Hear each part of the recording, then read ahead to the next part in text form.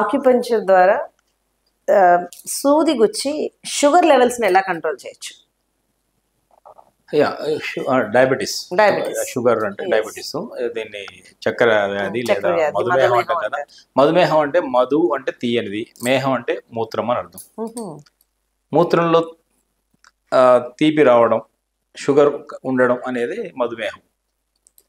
Blood లో sugar లేవాళ్ళు, మూత్రంలో sugar. అందుకనే యూరిన్ పోసినప్పుడు ఎక్కడైతే టాయిలెట్స్ లో చీమలు అవి వస్తాయో వాళ్ళ ఇంట్లో ఏమైనా షుగర్ ఎవరు ఉన్నారేమో అని కూడా అనుమానించేవాళ్ళు ఒకప్పుడు. ఇదో పెద్ద టెస్ట్ అది, మూత్రంలో షుగర్ ఉండడం, షుగర్ కంటెంట్ ఉండడం. ఏంటంటే మన ఎలా తగ్గిస్తారనుకునే దానికంటే ముందు అసలు డయాబెటీస్ని ఆక్యుపంక్చర్ ఎలా చూస్తుందో తెలుసుకుందాం. ఆక్యుపంక్చర్ అనే వైద్య విధానం డయాబెటీస్ని అనే ఒక పెద్ద పెద్ద సమస్య. ఇది మామూలు సమస్య కాదు. ఇందాక అనుకున్నాడు ఇండియా వరల్డ్, మన ఇండియా ముఖ్యంగా క్యాపిటల్ సిటీ అంటున్నారు కదా. ఇది ఒక మనం ఏది డయాబెటీస్ ఒక రాజధాని లాగా, క్యాపిటల్ సిటీ లాగా మారిపోతుంది. ఎందుకంటే మన బేసిక్గా మన జీన్స్లోనే ఉంది అనేది ఇప్పుడు రకరకాల వాళ్ళు చెప్తున్నారు. ఈ ప్రోన్ టు డయాబెటీస్ అనేది ఇప్పుడు మనం ఉన్నటువంటి పెరిగిన వాతావరణం, తిన్న ఆహారం అలా వస్తుంది అనేది కూడా ఇప్పుడు కొత్త కొత్త సిద్ధాంతాలు బయటకు వస్తున్నాయి. బట్ ఎనీవే అర్థం చేసుకోవాల్సింది ఏంటంటే డయాబెటీస్ని ఆక్యుపంక్చర్ ఒక స్పష్టమైన అంశంగా అబ్జర్వ్, దీనికి ఒక సిస్టమ్ ఉంది, దీనికి ఒక విధానం, పరిష్కారం ఉంది. డయాబెటీస్ని పూర్తిగా రివర్స్ చేయొచ్చు. అందులో డయాబెటిక్ రెండు ఉన్నాయి, టైప్ 1, టైప్ 2. సో టైప్ 2 అంటేనేమో, టైప్ 1 అంటేనేమో ఈ హెరిడిటరీ బాల్యంలో వచ్చేదాన్ని టైప్ 1 అంటాము. టైప్ 2 అనేది మిగతా ఇంకొక విధానం అంటాం. మన జనరల్గా ఈ లైఫ్ స్టైల్ ఇష్యూల వల్ల వస్తుంది అది. సో టైప్ 2ని మనం చాలా వరకు రివర్స్ చేసిన సంఘటనలు ఉన్నాయి, సందర్భాలు ఉన్నాయి. ఇక టైప్ 1 కూడా చాలా వరకు దాని యొక్క ఇంపాక్ట్ తగ్గించవచ్చు, పూర్తిగాని కాదు, దానికి ఇంపాక్ట్ తగ్గించవచ్చు. ఏ డయాబెటీస్ అయినా కూడా మనం అర్థం చేసుకోవాల్సింది ఏంటంటే మనం తినే ఆహారము జీర్ణమై గ్లూకోజ్గా మారిన తర్వాత ఆ గ్లూకోజ్ కణాల్లోనికి చేరాలి, అప్పుడు మనకి ఎనర్జీ వస్తుంది. కానీ కణాల్లోకి చేరకుండా ఈ గ్లూకోజు మూత్రం ద్వారా బ్లడ్లోకి వెళ్ళి, బ్లడ్ నుంచి మూత్రంకి వచ్చి, మూత్రం ద్వారా బయటికి వెళ్ళిపోతుంది. ఎందుకు పోతుంది? దానికి మన వాళ్ళు ఏం చెప్తున్నారు, ప్యాంక్రియాసు ఇన్సులిన్ని ప్రొడ్యూస్ చేయడం లేదు కాబట్టి ఇన్సులిన్ లేకుండా ఈ గ్లూకోజు సెల్లోనికి వెళ్ళదు కాబట్టి ఇన్సులిన్ ప్రొడక్షన్లోనే ఇబ్బందులు ఉన్నాయి అనుకుంటున్నారు. కానీ ప్యాంక్రియాస్ యొక్క ఫంక్షన్ చూసినా, ప్యాంక్రియాస్ స్ట్రక్చర్ చూసినా ఇంటాక్ట్గా ఉంటుంది. ప్యాంక్రియాస్ కండిషన్లో ఉంది, కానీ ఇన్సులిన్ రావడం లేదు.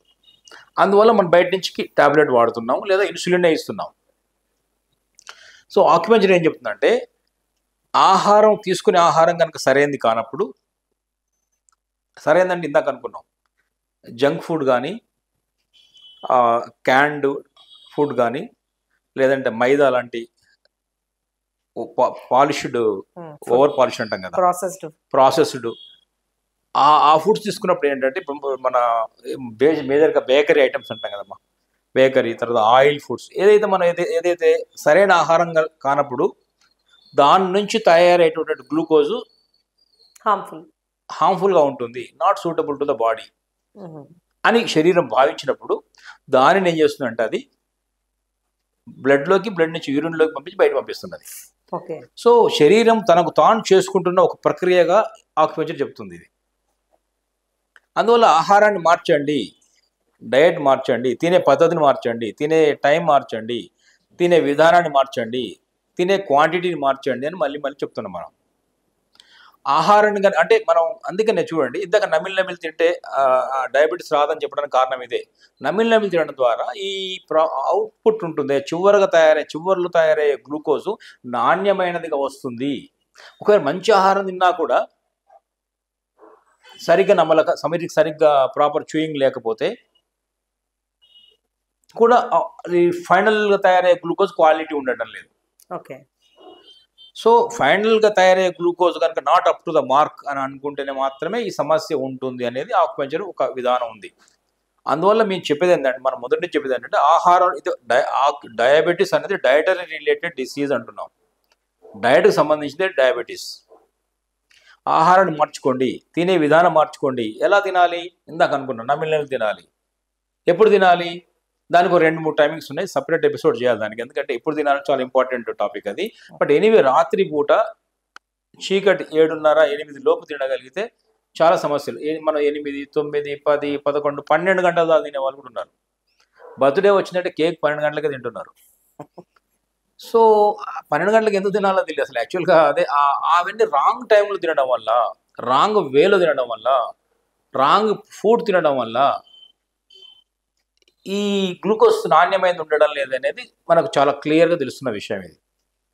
ఇప్పుడు మనం కనుక ఒకే విషయం చెప్పొచ్చు, రాత్రి భోజనం కనుక 7-7:30కు ముగించగలిగితే, హోటల్ కూడా ఏది అందుబాటులో లేకపోతే ఒక 1 yearలో సగం జబ్బులు తగ్గిపోతాయి.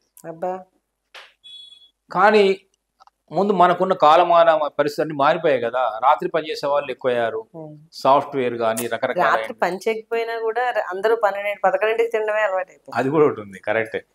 ఎందుకంటే మా వారు రాలేదండి, మా ఆయన రాలేదండి, ఆయన వచ్చిన తర్వాత మా షాప్ కట్టేసి రావాలి, 7 తర్వాత చాయ్ తాగి స్నాక్స్ తినే అలవాట్లు ఇవి ఎక్కువైపోయాయి. అంతే. Wrong way of wrong timings, life style. Timing చాలా ఇంపార్టెంట్. ఆక్యుపంక్చర్లో సమయానికి చాలా చాలా ప్రాధాన్యం ఉంది. ఎందుకంటే nature acupuncture, nature cure acupuncture అండి. ఎందుకంటే వైద్యంలో మందు లేదు కదా. మేమేమో మీ శరీరమే ఇన్సులిన్ తయారు చేసుకోవాలి, మీ శరీరమే డైజెస్ట్ చేసుకోవాలి, మీ శరీరమే రోగాలు తగ్గించుకోవాలి, మీ శరీరానికి అంత శక్తి ఉంది అని మనం చెప్తున్నాం. అలోపతి వైద్య విధానం కానీ ఇతర వైద్య విధానాలు ఏం చెప్తున్నాయంటే, మీ పని మీరు ఏం చేయక్కర్లేదు, ఇన్సులిన్ లేదా మేము బయట నుంచి ఇస్తాం, అరగడం లేదా మీ బయట నుంచి ఇంకోటి ఇస్తాం, మీ మోషన్ రావడం లేదా ఇంకొక టాబ్లెట్ ఇస్తాం, మీరు నడవలేకపోతున్నారా ఇంకో టాబ్లెట్ ఇస్తాం. సొల్యూషన్ కాదు కదా దానివల్ల. అదే ఇప్పుడు మన పని మనం చేసుకోవాలి అని చెప్పేది మన నేటివ్ ఒక వైద్య విధానం. ఇది ఒక ఏన్షియంట్ సిస్టమ్. ఇప్పుడు సిస్టమ్స్ ఏంటంటే మన పని మనం చేయక్కర్లేదు, మేము ఉన్నాం కదా, మీరు ఇన్సులిన్ లేదా డోంట్ వరీ మేము ఇన్సులిన్ ఇస్తాం, మీకు అసలు అరగడం ఆకలి కావడం లేదా డోంట్ వరీ ఆకలి వేయడానికి ఇది వేసుకోండి ఆకలి అవుతుంది, అరగడం లేదా ఇది ఇంకోటి వేసుకోండి ఆకలి అవుతుంది అరుగుతుంది, మోషన్ అవ్వట్లేదా ఎందుకు వరీ ఇది వేసుకోండి లాక్సేటివ్స్ అని కూడా. అది అందువల్లనే సమస్యలు వస్తున్నాయి. ఎప్పుడైనా సరే మన పని మనం చేసుకోకుండా పని మనిషి మీద ఇతరుల మీద డిపెండ్ అయినప్పుడు ఏ సమస్యలు వస్తాయి? ఇప్పుడు అవే మనకు వస్తున్నాయి. సహజంగా కావాల్సిన ఆకలి సహజంగా కావడం లేదు, సహజంగా అరగాల్సిన ఆహారం సహజంగా అరగడం లేదు, సహజంగా మోషన్ పోవాలి సహజంగా మోషన్ పోలేకపోతున్నాము, సహజంగా నిద్రపోవాలి సహజంగా నిద్ర రావడం పిల్స్ చేసుకుంటేటప్పుడు రావడం లేదు, సహజంగా నడవగలగాలి అమ్మో నడవడం అంటున్నాము. అన్నీ అసహజం అయిపోయాయి. కారణం ఏంటంటే మనం డిపెండెన్స్ పెరుగుతోంది మన శరీరం మీద, సుఖానికి కొంచెం ప్రాధాన్యత ఎక్కువైపోయింది, ఔషధాలకు సుఖానికి. అదే మన పని ఏమన్నా చేస్తే బాగుండనే కాన్సెప్ట్కి వస్తున్నాం. కానీ ఇది కరెక్ట్ కాదు, ఇది కదా. మన శరీరం మన పని చేసుకోగలగాలి, దాని దగ్గర శక్తిని ఇవ్వాలి. ఆక్యుపంక్చర్ కరెక్ట్గా ఇదే విధానాన్ని ఫాలో అవుతుంది. ఆక్యుపంక్చర్ ద్వారా ఒక సిస్టంలో ఒక జబ్బు తగ్గినప్పుడు ఎలా తగ్గుతుంది అని డౌట్ వస్తుంది. మీరు మంద ఇవ్వలేదు, ఔషధం ఇవ్వలేదు, ట్యాబ్లెట్ ఇవ్వలేదు, కషాయం కూడా ఇవ్వలేదు, ఏది ఇవ్వకుండా ఇలా ఒక నీడిలో ఇలా ఒక ప్రాంతంలో ఇలా అనగానే లోపల ఎందుకు తగ్గుతుంది అని లోపల ఇంటర్నల్గా ఎలాంటి మార్పులు వస్తాయి, వ్యాధి ఎలా తగ్గుతుంది అనేది చాలా మందికి ఒక అనుమానం ఉంటుంది. దానికి మేము అదే చెప్తున్నాం. అసలు ఆక్యుపంక్చరిస్ట్ అనే అతను ఏ జబ్బును తగ్గించడం అంటూ జరగదు. నివారించే జబ్బుకు వీళ్ళకు చికిత్స చేయరు. ఎవరు చేస్తారు చికిత్స అంటే, ప్రతి మనిషి లోపల ఇంటర్నల్గా ఒక అంతర్గత ఒక డాక్టర్ ఉన్నారుగా. ప్రతి మనిషిలో ఇమ్యూనిటీ అనే ఒక డాక్టర్ వైద్యుడు ఉన్నాడు. ఆ వైద్యుడిని సెన్సిటైజ్ చేయడమే. ఆ వైద్యుడు బలహీనపడ్డప్పుడే రోగాలు వస్తున్నాయి. ఆ వైద్యుని తగిన ఆహారం తగిన ఎనర్జీ శక్తిని ఇచ్చినప్పుడు ఆ వైద్యుడు తనలో ఉన్న రోగాలు తగ్గించుకోగలుగుతాడు. I think you are following it. So ఇదమ్మా. ఇందువల్ల మనం ఏం చేస్తామంటే అసలు చికిత్స ఏం కాదు, ఒక ఇమ్యూనిటీ సిస్టమ్ మాత్రం బలోపేతం చేసే విధానం ఇది. అందుకనే దానికి మీకు మీరే తగ్గించుకోగలగాలి.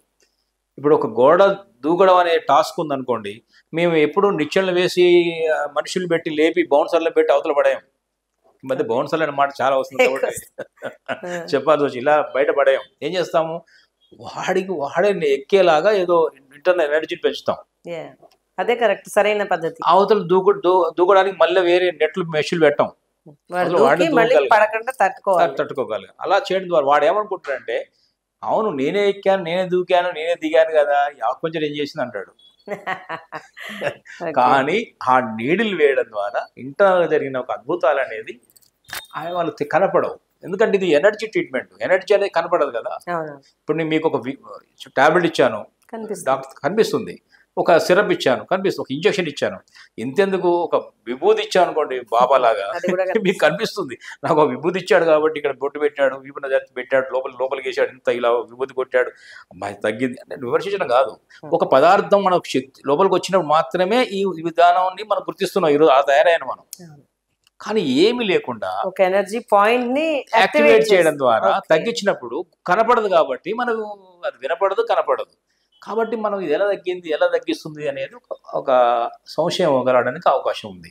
కానీ ఏం చేస్తుందంటే అది లోపల మన ఇమ్యూనిటీ సిస్టమ్ పెంచుతుంది, డైజెస్టివ్ సిస్టమ్ని, ఆకలిని లేదా లేకుండా అంటే డైజెస్ట్ సిస్టమ్ని అప్డేట్ చేస్తుంది, అంటే బ్యాలెన్స్ చేస్తుంది. ఎక్కువ ఉంటే తగ్గిస్తుంది, తక్కువ ఉంటే ఎక్కువ చేస్తుంది. మన ఎండోక్రైన్, ఎక్సోక్రైన్ సిస్టమ్స్ని యాక్టివేట్ చేస్తుంది. మన హార్మోన్స్ని, హార్మోన్ ప్రొడక్షన్ని బ్యాలెన్స్ చేస్తుంది. బ్లడ్ సర్క్యులేషన్ పెంచుతుంది. బ్రీతింగ్ని అద్భుతంగా బ్యాలెన్స్ చేస్తుంది, పెంచగలుగుతుంది, తక్కువ ఉంటే పెంచగలుగుతుంది. ఇలా అనేక ఇంటర్నల్గా జరిగే ఆ యాక్టివిటీస్ మనకు కనపడవు. అందువలన ఆ సమస్యలన్నీ పరిష్కారం కాగలుగుతున్నాయి.